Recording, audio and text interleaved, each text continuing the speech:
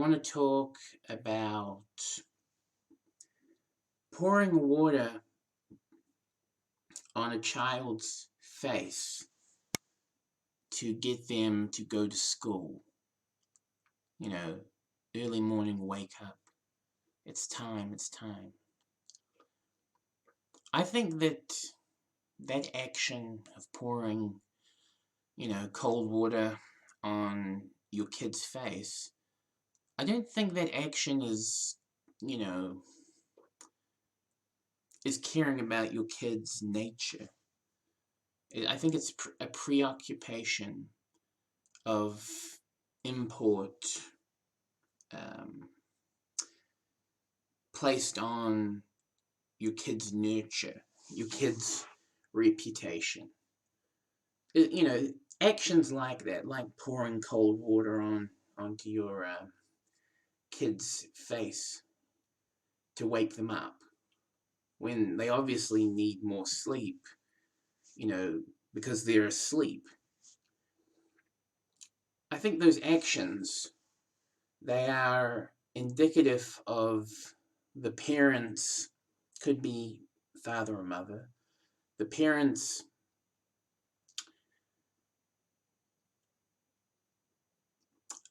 I don't want to say selfishness, but self-concern, through concern for the child's reputation. Because it's really not a kind-spirited thing to do to somebody,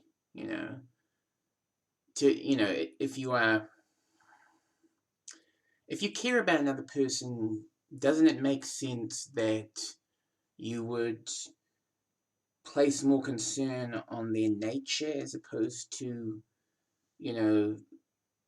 placing concern on whether or not they meet some criterion?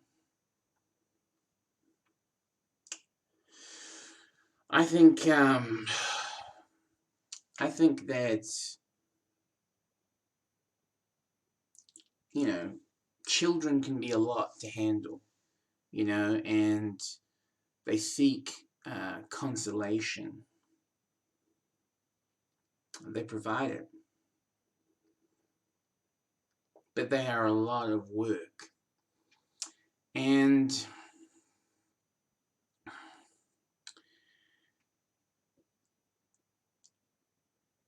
are you really,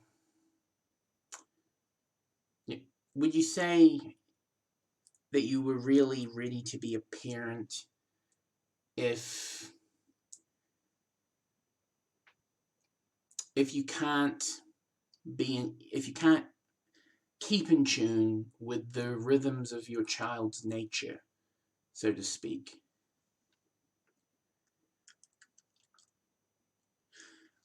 Because I'm a bit iffy on that. I'm juggling there because on the one hand, I think that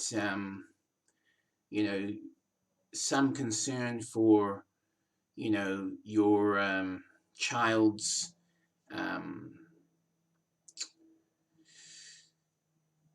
equivalence, comparable to other children, is good. But then, on the other hand, shouldn't your primary concern be for your child's your child's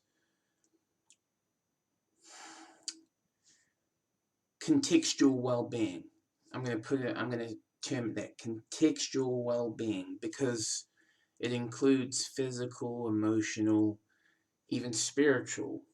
If you go far enough with it, it includes all of the attention toward that kind of those kinds of well-being. So contextual well-being, home,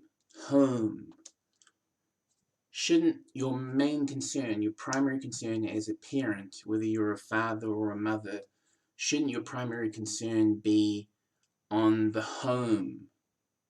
Instead of like worrying about what are the teachers at the school that my kid goes to, what are they going to think if he or she arrives late? You know, to me that indicates, though I am stretching saying that, it does indicate to me that the parent in that particular situation is trying to live through the child. So, child, you get up early and you go to school on time, and I'm going to pour a glass of cold water on your face if you don't. You're going to do all this. You're going to do everything to the letter because I'm living through you. I think that's what it is. Again, I'm stretching saying that. I'm obviously not taking into consideration every factor when assuming that that's what it is.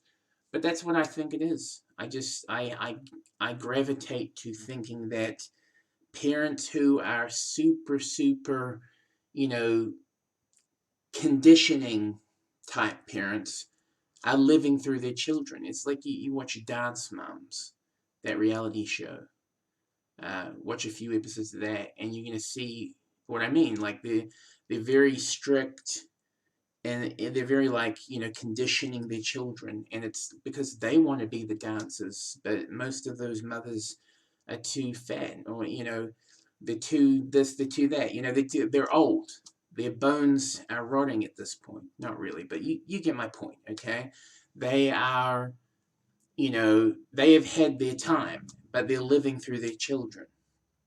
Anyway, I just wanted to make this video because I think that whole, actions like pouring a cold glass of water onto your kid's face, so that they catch the bus on time to go to school. I think that is, one, it's getting in the way of their nature. I mean, the health of their nature. Their nature wants them to sleep, or else they wouldn't be asleep.